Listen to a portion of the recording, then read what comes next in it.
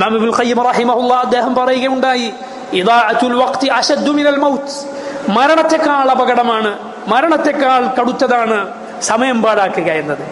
കാരണം ലിഅന്ന ഇദാഅത്തുൽ വഖ്തി തഖ്തഉക അനില്ലാഹി വദ്ദാരിൽ ആഖിറ, കാരണം സമയം കളയുക എന്നത് അള്ളാഹുവിലേക്കുള്ള മാർഗത്തിൽ നിന്ന് നിന്നെ മുടക്കും, റബ്ബിലേക്ക് അടുക്കുന്നതാണ് മുടക്കുന്നത്. പരലോകത്ത് അവിടേക്ക് വേണ്ടി നല്ലത് സമ്പാദിക്കുന്നതിനാണ് നിനക്ക് തടസ്സം സൃഷ്ടിക്കുന്നത്.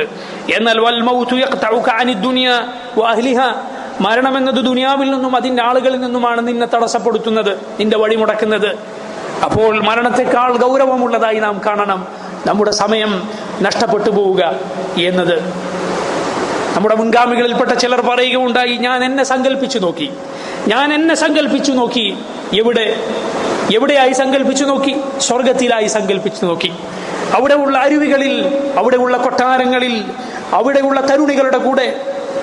ഞാൻ എന്നെ നരകത്തിൽ സങ്കല്പിച്ചു നോക്കി, ചങ്ങലകളിൽ കൊളുത്തുകളിൽ ബന്ധിക്കപ്പെട്ട് കത്തിയാളുന്ന തീയിൽ കത്തിയെരിയുന്നതായി ഞാൻ എന്നെ സങ്കല്പിച്ചു നോക്കി. രണ്ടും സങ്കല്പിച്ചു നോക്കി. എന്നിട്ട് ഞാൻ എന്നോട് ചോദിച്ചു എന്താണ് നീ ആഗ്രഹിക്കുന്നത്? അപ്പോൾ എന്റെ നഫ്സ് എന്നോട് പറഞ്ഞു, ഞാൻ ദുനിയാവിലേക്ക് തിരിച്ചു പോകാൻ ആഗ്രഹിക്കുന്നു. അപ്പോൾ ഞാൻ എന്റെ നഫ്സിനോട് പറഞ്ഞു, അവിടെയാണ് നീ ഇപ്പോഴുള്ളത്, അതുകൊണ്ട് പ്രവർത്തിച്ചോളൂ. നിന്റെ ആഗ്രഹം നീ ദുനിയാവിലേക്കൊന്ന് തിരിച്ചു പോകണം എന്നായിരുന്നു നിന്റെ ആഗ്രഹമെങ്കിൽ അവിടെയാണ് നീ ഇപ്പോഴുള്ളത്. അതുകൊണ്ട് റബ്ബ് സഹോദരങ്ങളെ നമുക്ക് നീട്ടി തന്നിരിക്കുന്ന സമയമാണിത് എന്ന് മനസ്സിലാക്കുക. പെട്ടെന്ന് മരണം വരുമെന്ന് മറക്കാതിരിക്കുക. നഷ്ടപ്പെട്ടു പോയ സമയത്തെക്കുറിച്ച് വേദന ഉണ്ടാവുക.